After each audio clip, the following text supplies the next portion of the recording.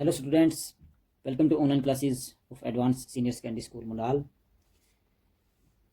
Class 11th में physical education अभी हम पढ़ने जा रहे हैं। पिछले लेक्चर में हमने पढ़ा था इसके फर्स्ट लेसन के बारे में, उसकी परिभाषा और उसके अर्थों को समझा था। आज हम इसके उद्देश्य और इसके महत्वों पर चर्चा करेंगे। तो शारीरिक शिक्षा आपको पता ही है, किसी व्यक्ति या बच्चे के संपूर्ण विकास के लिए बहुत ही ज़रूरी है। तो जब बच्चे बड़े होते हैं, नौजवान बड़े होते हैं, तो वो ही एक देश के स्वस्थ नागरिक बन पाते हैं। तो इसका पहला उद्देश्य तो यही है कि स्वस्थ नागरिकों का निर्माण करना, ये इसका पहला उद्देश्य है। इसके अलावा जो भी हम फिजिकल एक्टिविटी करते हैं उससे हमारा दिमाग, हमारा मस्तिष्क भी सही रहता है। तो यह हमारे या व्यक्तियों के मानसिक तनाव को भी दूर करता है। तो मानसिक तनाव कम करना भी इसका उद्देश्य है। जब भी कोई फिजिकल एक्टिविटी हम करते हैं या एक्सरसाइज करते हैं, उससे हमारा शरीर तंदुरुस्त, शरीर में फुर्ती और एक नई ऊर्जा का संचार होता है। तो शारीरिक दृष्टि से भी यह हमारे शरीर को सही रखने का कार्य करती है। तो शारीरिक स्फूर्ति बनाए रखती है।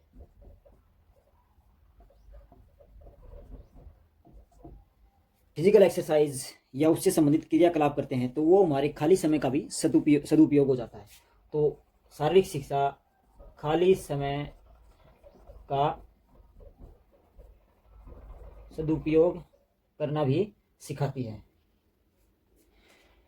शारीरिक शिक्षा के माध्यम से हम उचित आदतें या शरीर के उचित एक्सरसाइज, समय पर खाना, समय पर पीना, समय पर उठना, ये सभी बातें अपनाते हैं। तो इससे हमारा जो स्वास्थ्य है वह भी सही रहता है। तो स्वास्थ्य को सही रखना भी शारीरिक शिक्षा का एक उद्देश्य है। तो स्वास्थ्य सही रखना। इसके अलावा जब भी हम कोई एक्सरसाइज या फिजिकल एक्टिविटी करते हैं तो वो है उस दौरान हम केवल उसी पर फोकस करते हैं। तो ये हमारे ध्यान पर नियंत्रण के साथ साथ हमारे नैतिक गुणों को भी बनाए रखता है। तो शारीरिक शिक्षा का उद्देश्य है व्यक्ति के नैतिक गुणों का भी विकास करना है। नैतिक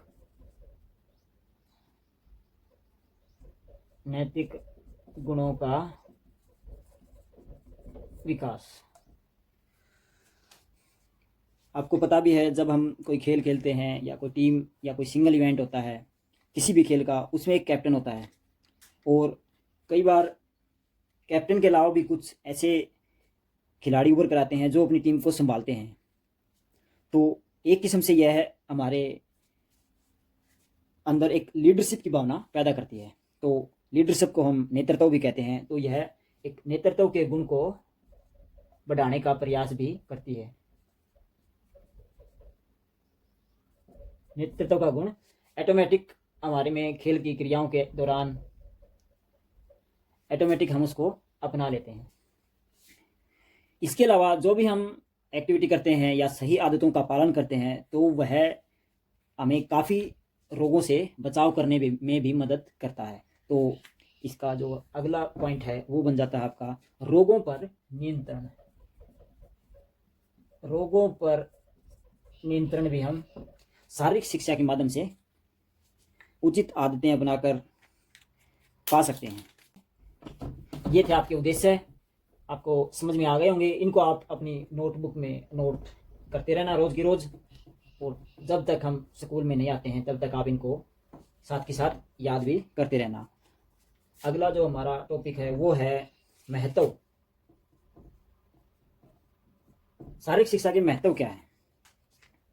जैसे हमने उद्देश्य में स्वस्थ नागरिकों का निर्माण पढ़ा था, पहला पॉइंट, इसी में हम इसका महत्व वहीं से ले लेते हैं कि एक किस्म से यह है हमारे देश में योग्य नागरिकों का समावेश करता है। अर्थात योग्य नागरिक शारीरिक शिक्षा से बन पाते हैं। तो पहला पॉइंट हमारा यही हो गया। योग्य नागरिक फिजिकल एजुकेशन के द्वारा हम बना सकते हैं, और उनमें नेतृत्व की भावना भी पैदा कर सकते हैं। तो नेतृत्व खेलों के माध्यम से या कोई और अन्य फिजिकल एक्टिविटी के माध्यम से हम किसी को भी दे सकते हैं, तो नेतृत्व का गुण भी ऑटोमेटिक आ जाता है। तीसरा टॉपिक जो हमारा है, इसके माध्यम से हम जो खाली बचा हुआ समय जो आजकल चल रहा है, जो लॉकडाउन है, तो इसमें हम कोई भी फिजिकल एक्टिविटी या मेंटली एक्टिविटी या मेंटली मनोरंजन जो गेम होते हैं उनको हम खेल सकते हैं और अपना समय का सदुपयोग कर सकते हैं। या स्कूल के दौरान जो खाली टाइम होता है या स्कूल के बाद जो खाली टाइम बचता है उसको हम सही तरीके से यूज कर सकते हैं, समय का सदुपयोग। अगला पार्ट है इसका, जब भी हम कोई फिजिकल एक्टिविटी करते हैं तो ऑटोमेटिकली हमारा स्वास्थ्य सही रहता है। तो स्वास्थ्य के प्रति हम पहले से ही जागरूक हो जाते हैं और हमारा स्वास्थ्य सही रहता है। स्वास्थ्य के साथ साथ खेलों से हमारा मन भी सही रहता है, हमारा दिमाग सही कार्य करता है, तो एक किस्म से मानसिक जागरूकता भी बढ़ती है। मानसिक जागरूकता। इसके साथ साथ हमें खेलों के दौरान या खेलों के बाद काफ़ी सारी परेशानियों से गुजरना पड़ता है और उनको हम खेल खेल में ही सोल्व करते हैं, उनको हल करते हैं।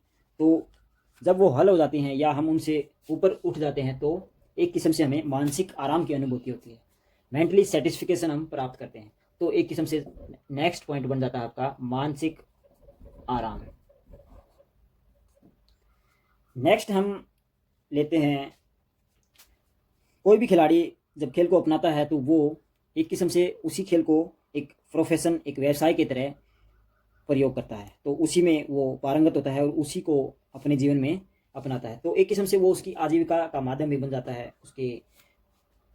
उससे उसका जीवन का जो भी खर्च होता है वो चलता है, तो एक किस्म से वो उसकी आजीविका भी चलाता है। तो आजीविका का माध्यम कह सकते हैं हम इसको। 8वां टॉपिक है, शारीरिक शिक्षा हमें बीमारी से भी बचाती है। बीमारी से बचाओ।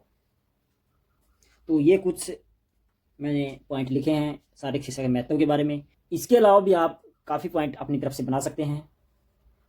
तो आज के इस लेक्चर में हमने 2 टॉपिक डिस्कस किए। पहला था हमारा शारीरिक शिक्षा का उद्देश्य और दूसरा था शारीरिक शिक्षा का महत्व। कल के लेक्चर में हम फिर अगले टॉपिक पर चर्चा करेंगे, तो आप इनको अच्छे से नोट करें और साथ ही साथ याद भी करें।